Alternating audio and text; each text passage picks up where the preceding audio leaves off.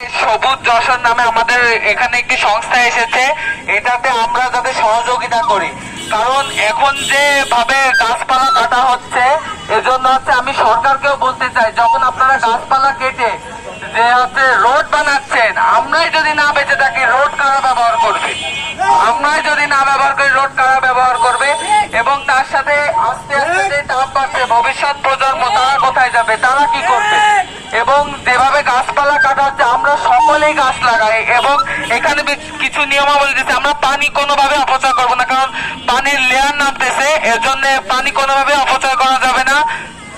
এবং পানির লেয়ার যেভাবে নেমে যাচ্ছে, কোন সময় কিন্তু পানি পাওয়া যায়, এখন কলেও পানি পাওয়া যাচ্ছে না, সবাই সাবমার্সিবল ইউজ করতেছে, কিন্তু সাবমার্সিবলেও কিন্তু ভবিষ্যতে পানি উঠবে না।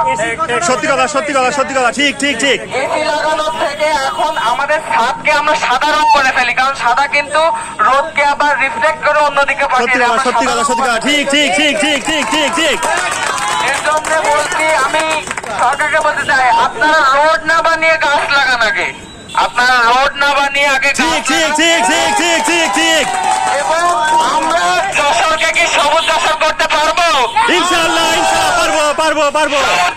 সবুজ যশোর, সবুজ যশোর, সবুজ যশোর, সবুজ যশোর, সবুজ যশোর, সবুজ যশোর, সবুজ যশোর, সবুজ যশোর, সবুজ যশোর। যশোরকে সবুজ